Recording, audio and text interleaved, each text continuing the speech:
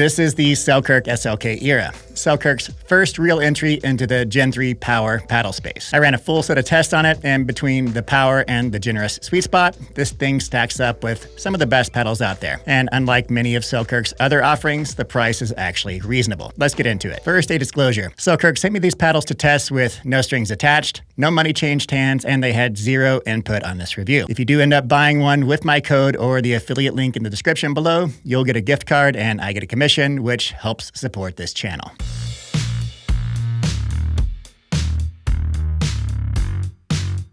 The ERA is part of Selkirk's SLK line, which is traditionally their budget tier, usually priced between $60 and $150, but this paddle comes in at $200. If you use the code INF-JOHNKEW, you'll get a $30 Selkirk gift card at checkout. Now, it's a little ironic that the best paddle Selkirk has made so far is in their budget line. But yeah, I actually think it is their best paddle, and by a long shot. I'll explain why. It comes in two shapes, so elongated and Widebody. And these are brand new shapes for Selkirk, which will eventually replace the Invicta, Epic, and S2. And in my opinion, they're overall better, not just in shape and aesthetics, but also in performance. And like other paddles in the SLK line, the ERA is made in China, possibly with some assembly here in Selkirk's factory in the US. And here are the key dimensions. These are my personal measurements, so they might vary slightly from Selkirk's specs, but when you round up or down, the elongated comes in at 16.5 inches long by 7.5 inches wide with a 5.8 inch handle. And the Widebody comes in at 16.0 by 8.0 length times width with a 5.75 inch handle. And both are 16 millimeters thick.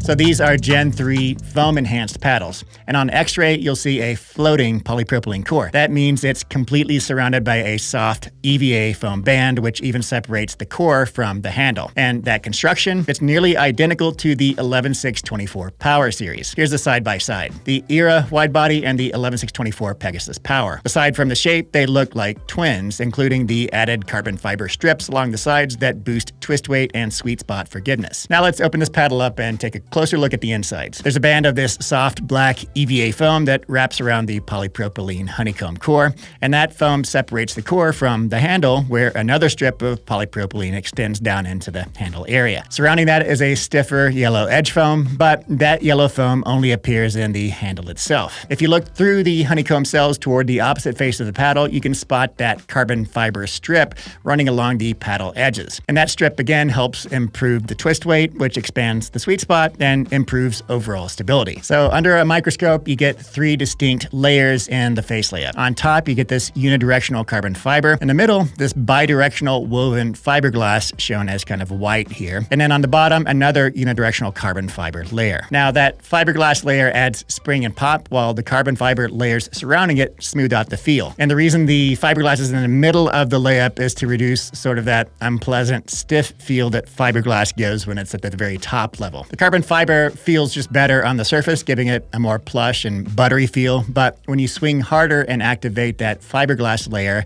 the ball returns more energy.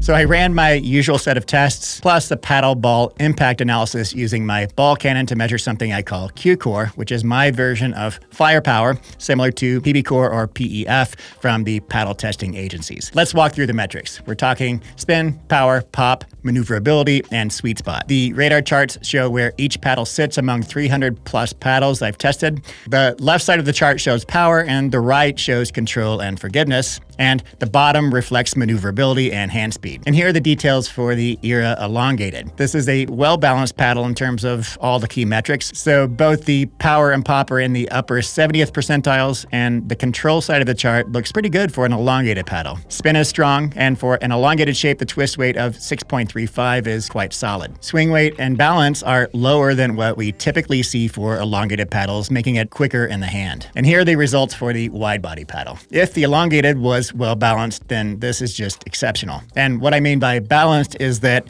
it's good to have nearly equal percentiles on the opposite sides of the radar chart. So power versus spin and pop versus twist weight. The reason is that if you have high power, you also want high spin to be able to shape the ball and keep it in the court with a big swing. And if you have high pop, you also need high twist weight, which helps you with a bigger sweet spot and gives you more control to act as a counterbalance for poppy paddles, which are sort of naturally harder to control. So this symmetrical shape of this radar chart speaks well to the performance of the wide body paddle. And as with most wide body paddles, swing weight and balance point are low, translating into good hand speed. To summarize, both the wide body and elongated eras are well balanced for their shapes. The power pop balance leans slightly more power for the elongated and more pop for the wide body. And you're trading a bit of control and hand speed for the extra reach on the elongated versus the wide body, where you're trading more control and hand speed for less reach. So my Q-core results came in as follows. The elongated came in at 0.492 and the wide body at 0.497. And that puts these paddles firmly in the power category, but closer to the all-court boundary than the top end near that illegal red zone. So their Q-core scores are most comparable to other popular paddles like the 11624 Power Series, the Gearbox Pro Ultimate Power, and the Carbon True Foam Genesis.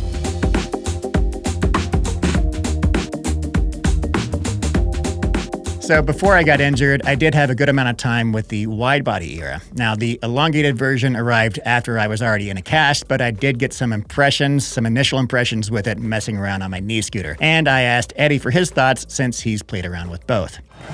Massive sweet spot, at least the way we have our weight set up on here today. Both these paddles are really fantastic playing paddles if you like a poppy paddle. If you do, these are by far the best in the Selkirk line. Frankly, a bigger sweet spot than I was expecting. A lot of times with these elongated paddles, you get kind of a narrow but long sweet spot. This one's fairly wide for an elongated, so really usable sweet spot. A lot of power with this paddle, just like the wide body brother. You know, I wouldn't jump right into a tournament with either of these paddles because they do take some adjustment time. They're very poppy, particularly coming from a paddle like the Franklin C45. That's more of an all-arounder. So I would say give it a week, maybe 2 weeks, to get used to the power level of these paddles. Firepower is fairly high on these if you're considering pop along with the power. Throwing pop into the mix, these have got to be close to the middle range for power. Sweet spot's fantastic. I'm nicknaming these Orville and Redenbacher for how powerful and poppy they are. You know, I didn't notice any particular spin characteristics on these. We'll call them average for now. The handles are fairly skinny on these, so they're gonna need an overgrip. I like skinny handles, but these are even skinny for a skinny lover. If you like Selkirk and you like poppy, these are the paddles. Personally, I agree with Eddie that the wide body in particular has a very strong pop profile. So on shorter strokes like speed ups, counters, and flicks, it can be pretty deadly. The flip side of that is that poppy paddles are harder to control. I will say that the wide body era still has good control because of its oversized sweet spot and good spin. And I think most people will adapt pretty easily to this paddle, even coming from a more control-oriented paddle. The longer handle on this one also provides more room for two-handed shots, and it gives more leverage, which adds to its offensive capabilities. I also enjoyed the elongated shape, and it felt a little more balanced in terms of its power versus pop profile. The extra long handle on the elongated era felt great for two-handed shots, and that combined with the overall length of the paddle gives it an edge, I'd say, over the wide body paddle when it comes to putting away balls with big swings. And the handles on these both felt great to me. And unlike Eddie, I don't really feel like they felt too skinny. At 4 1/8 inch circumference, that's right where I like it. And the stiffer polyurethane pallets that they're using on these handles gives the feel of a quality build. And in terms of how the paddle face feels when hitting the ball, both models land to me in the medium soft category. I wouldn't describe it as a hollow feel, so there's a nice dense impact sensation, and they're very loud, similar to Paddletech's Bantam series, with that lower tone, not as bassy as some of the other Gen 3 paddles, but still delivering a satisfying whack when you hit the ball hard. So talking sweet spots, I'd characterize the elongated paddle as having a longer and narrower sweet spot, but still very good for its shape. And for the wide body, you just get a wider and more forgiving sweet spot. And I compare the sweet spots of both of these era shapes directly to the 11624 Hirachi X for their elongated shape and the 11624 Pegasus for the wide body shape. And I really enjoyed playing with the wide body shape, but I do need more time with the elongated before I could tell you which one is my favorite. I will say that I was more impressed with the Elongated than I expected, since I usually prefer hybrid or wide-body paddles. I mean, the Elongated felt nice and forgiving. It didn't have that narrow sweet spot that elongated paddles sometimes have.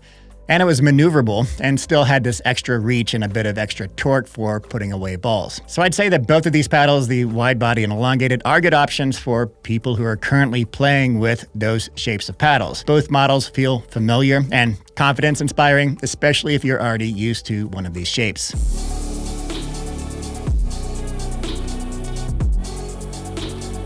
Both paddles already have internal weighting to boost the twist weight, but they really open up, in my opinion, when you add tungsten tape. And I'll put a link in the description for the exact type of tungsten that I'm using here. And here's what I did. So for the elongated, I put 1/2 gram per inch tungsten tape from about an inch above the handle to mid-face. On the wide body, I started the tape higher at about 3 inches above the handle and ended it just past mid-face. And here's a chart showing the before and after stats. For the elongated paddle, the tungsten tape added 0.2 ounces, and that bumped the swing weight up by 4 points, bringing it to 122. The twist weight also went up from 6.35 to 6.85. And for the wide body, the tape added 0.17 ounces. Swing weight only increased by 1 point, so up to 113, but the twist weight saw a solid boost, jumping from 7.05 to 7.55. Now, these tweaks with tungsten tape on the perimeter help expand the sweet spot, and they add a little bit of power without sacrificing too much in terms of hand speed and maneuverability.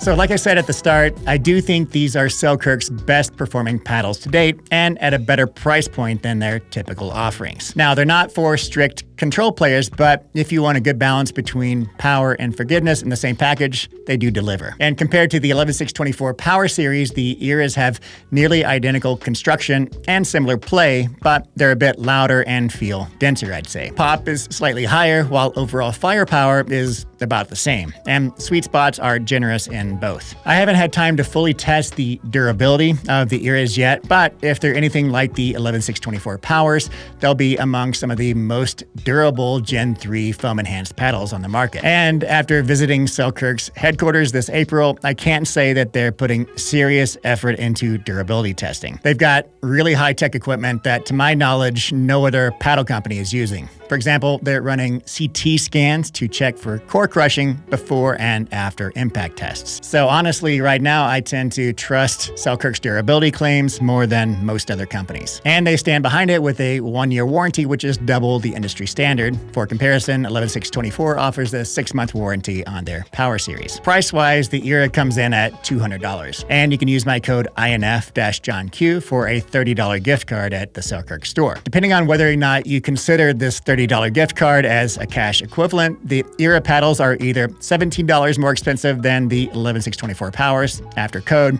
or $47 more expensive. Now, people may or may not think that the full 1-year warranty on the ERAs make up for the price difference, but honestly, with the warranty, performance, and build quality, I think these are priced competitively. So yeah, I think these are really great options for the Selkirk lineup in particular, and in general, I think they're also very good, solid options in the current power paddle landscape, and I don't think it's any surprise that literally every Selkirk pro has switched to the ERA. Appreciate you watching.